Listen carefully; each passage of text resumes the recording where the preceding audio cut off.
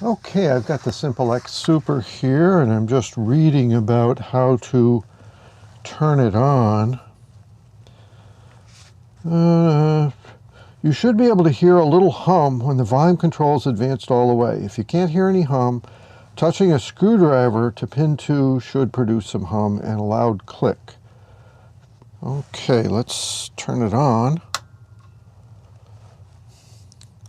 Okay, it did come on. That's always a good sign. Tubes are lighting. This is out of the 1957 handbook. I hear hum.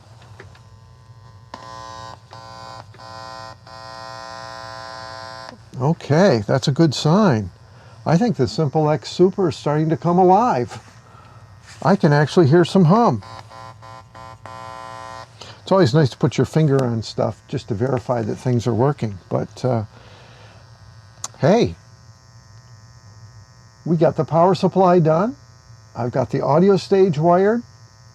Let's see what I had to do to get this far. Looks like the SimpleX Super is on its way.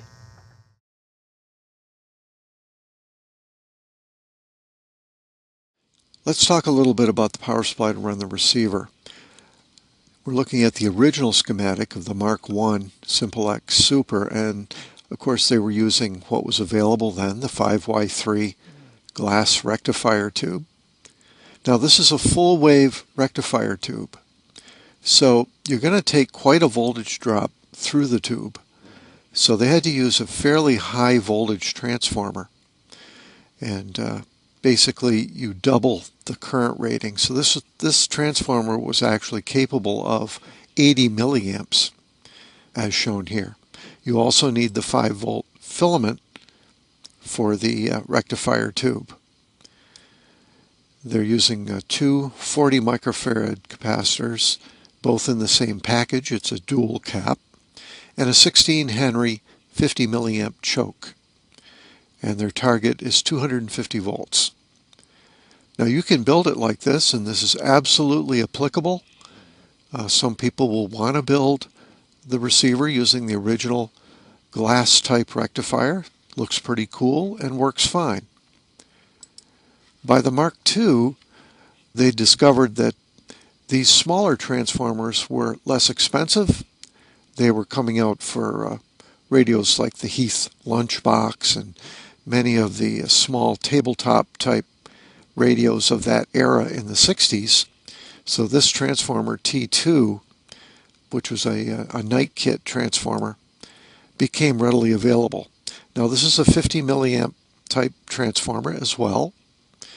They're using a voltage doubler system. This is a full wave voltage doubler system that takes the 125 up to the 250 volts, plus they're going into a choke and then into a 60 mic filter. So this is the Mark II's power supply.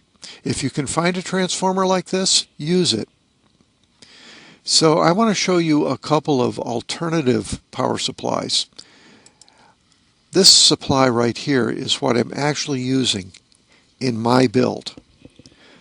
I'm using a conventional full wave 2 diode circuit using the 1N4007s. I think I used 2 of them in series.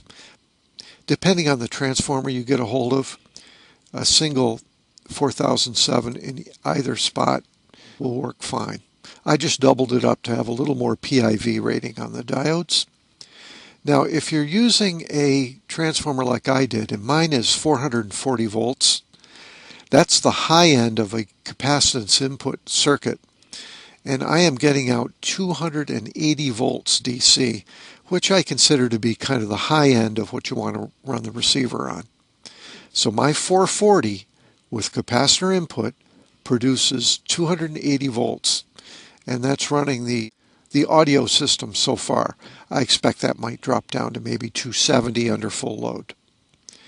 If you can find a transformer with a 120 volt 60 hertz primary, or if you're using a European transformer 230 volts at 50 hertz, that gives you something between 360 and 440 volts center tapped, this C input conventional pi filter type power supply is going to be what you want to use.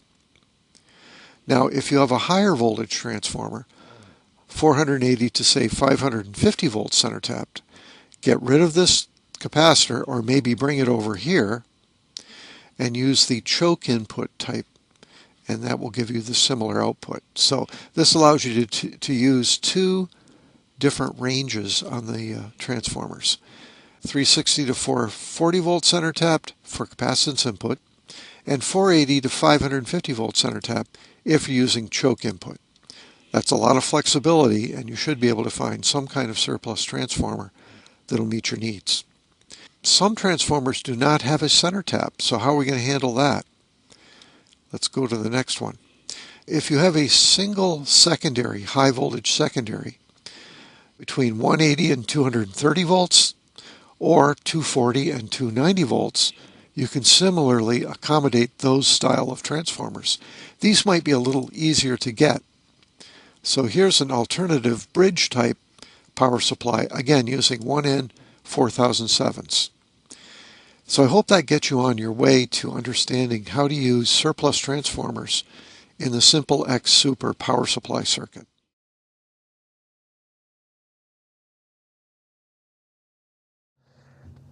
So the natural question is, where do we start when it comes to wiring? Obviously, with the receiver, you have to have power. So we will start with the AC inlet and work toward the high voltage and the filament type power supply in the radio. We'll get the power working, plug in some tubes, see if we can light up the heaters of the three tubes, see how clean the DC is, if we have to add any additional filtering. Remember, I'm using a much smaller choke than specified because I have at my disposal higher value electrolytic capacitors than they did back in the day.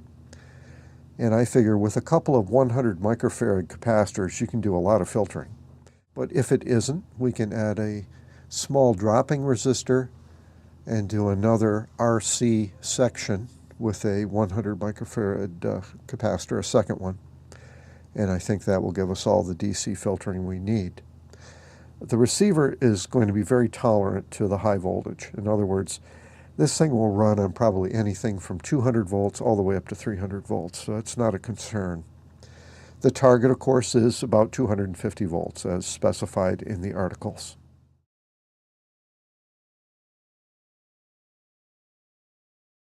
So really the first step when you're trying to apply power to a brand new project is to make sure you have an AC outlet that's properly wired. And then with your IEC cable, I'm just going to plug it right into the inlet, and we're going to see where neutral, hot, and ground exist. So first of all, this is ground, right? We can verify that. 0 volts. Now this should be neutral over here. It is. I've got nothing there between neutral and ground. So this will be hot over here. There we are, 118 volts AC. So we've identified the hot being over here. I'm going to unplug this just for safety. So if this is the hot terminal here, the next place this hot terminal should go is to the fuse. So the fuse will attach to this point, and I'll put some heat shrink on there. We need to bring the neutral straight to the transformer, okay? The transformer's primary. And the hot lead that basically is going to be going through the fuse needs to go to the switch. And we've got to get up to the switch somehow and then back from the switch and connect to the other terminal on the primary.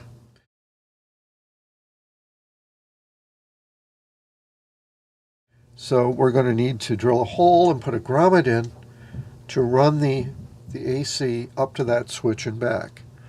And of course that controls right here on the front. So we have to make sure that we bring that through the chassis in a convenient spot, and I'll probably make a hole back toward the transformer. So let's do that next.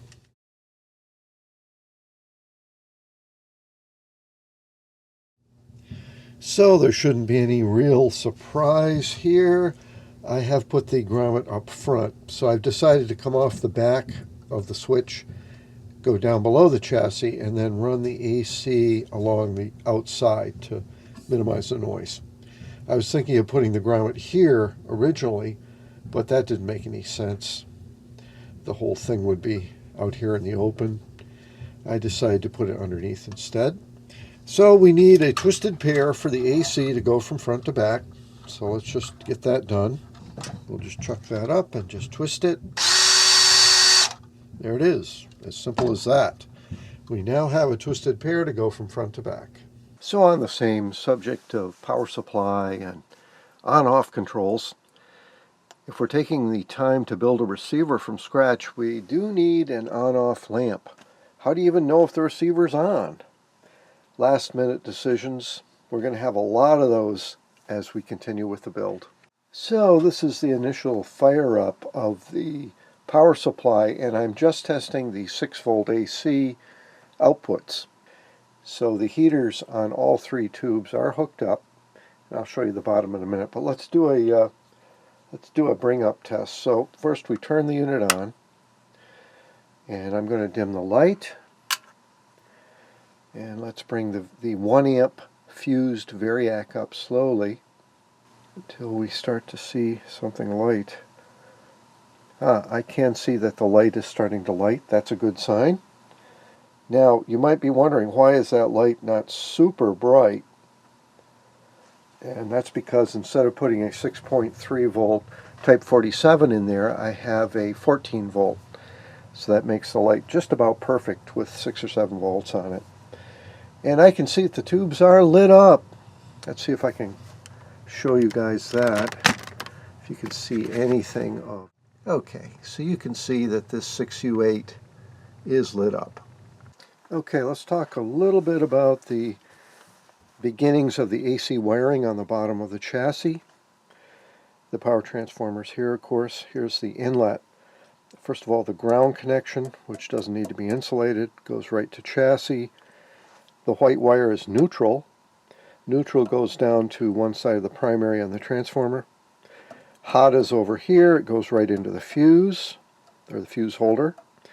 Comes out of the fuse, and it's going to go all the way along the chassis and down through this grommet and up to the on-off switch. It's going to come back and then go to the other side of the primary. So that's the primary circuit of the transformer. It's fused. Can you do better than this? Yeah, you can always do better. For instance, you could have an IEC inlet that is fused. You could have a dual on-off switch, so you switch both the neutral and the hot at the same time. There's always things you can do to improve any circuit, but this is the minimum safe type system for the inlet on the receiver.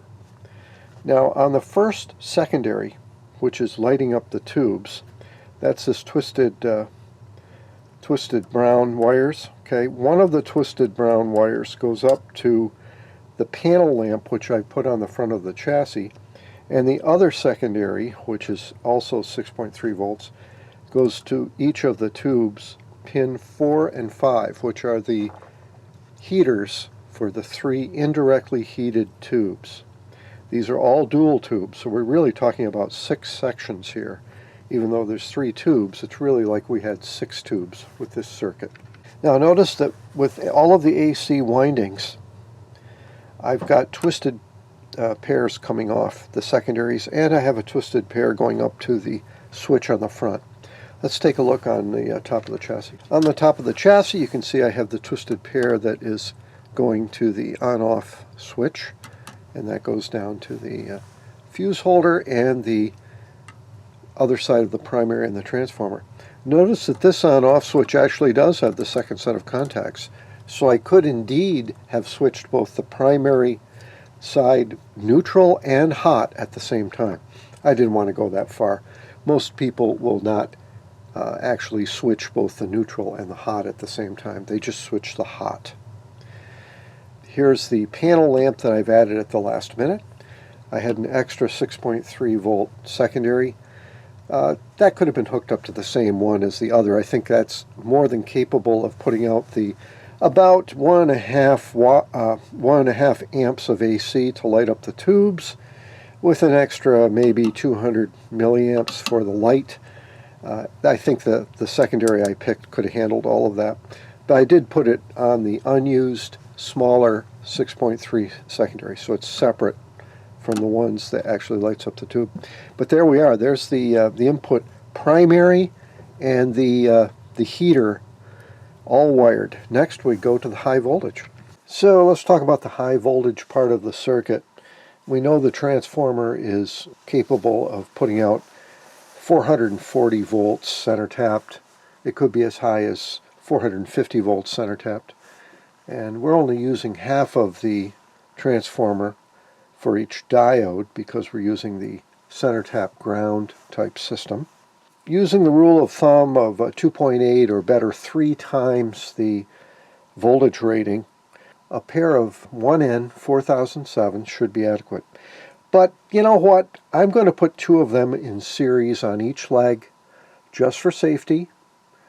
It's not a bad thing to do a little overkill when it comes to the PIV rating of the diodes. So I got about 286 volts. Again, this transformer is a little bit high in value, but once this gets loaded down by the circuit, it'll come into its own, probably around 270. Also, no real ripple.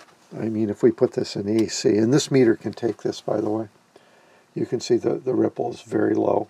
I am noticing some bounce. That's just has to do with the transformer itself not being perfect. There might be a little bit of leakage, or this could be a ground loop issue, but I see a little bit of bounce on there, but I certainly do not see any ripple that's giving me any trouble. Looks like we've got a good DC power supply here. So reviewing the schematic around the audio section, you can see it's a simple Class A power amplifier. A 6CG7 section has a dissipation of 3 watts. So you really can't expect to get more than a watt, maybe 1.5 watts out of a tube like that. And I would be surprised if you even got that much. But that's fine for driving a speaker or headphones, as you can see. The 10 microfarad capacitor is very small. A 10 mic 25 volt capacitor is about the size of your fingernail now compared to what it used to look like in the 50s. The same goes for this 10 mic on the amplifier used for the volume control. So it's a very simple 2-stage amplifier with the 6CG7, and you know, it's using a fairly low value with the bypass caps. You don't need to have any low frequency response because we're talking about sideband and CW here. Also, notice how small the coupling cap is, 0.01, and also on the input to the potentiometers of 0.01. That's to cut out the low frequency, the 60 hertz noise, which you don't need. The capacitors can be anything from probably 400 volts to 630 volts or 1 kilovolt type voltage caps. And I know that in the old days they used ceramic discs, and you could use those here. We're not talking about hi-fi guys. So I just grabbed what I had in the junk box. Some of them are mylar, some of them are metallized, and then just regular electrolytics on the cathodes. Carbon and carbon film 1/2 watt resistors. I did use a 1 watt resistor on the cathode of the power amplifier stage, even though it just would have been fine probably with a 1/2 watt resistor. I noticed that my resistors had gone up in value a little bit. Don't worry too much about that. For instance, if you put an 820 ohm resistor on that cathode and it measures 880 or 900 ohms or even 1,000, it isn't going to be the end of the world. It's still going to work just fine as a biasing resistor. That's as far as I've gone with this video, is just that audio amplifier stage. And I would like to try to put some music or some ham signals into the input just to make sure that the amplifier is functioning. So we'll do that next.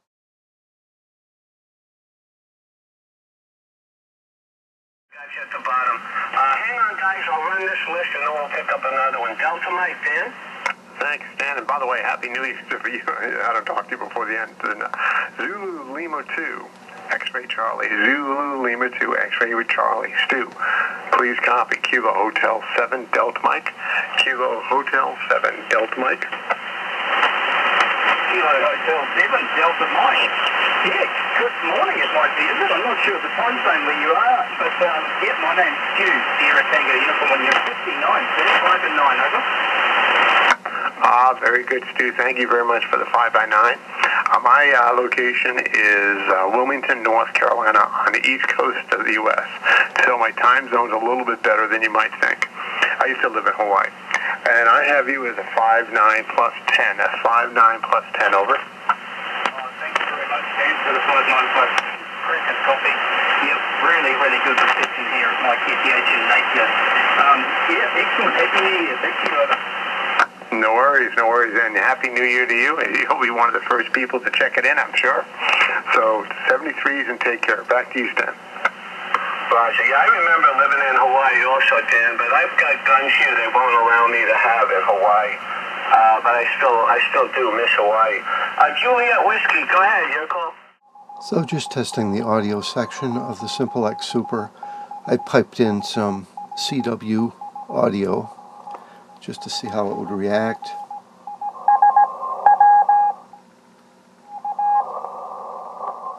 Sounds normal. This is Hotel Papa 3, Echo 5 to Sierra. I got you as a 5x5, 5x5.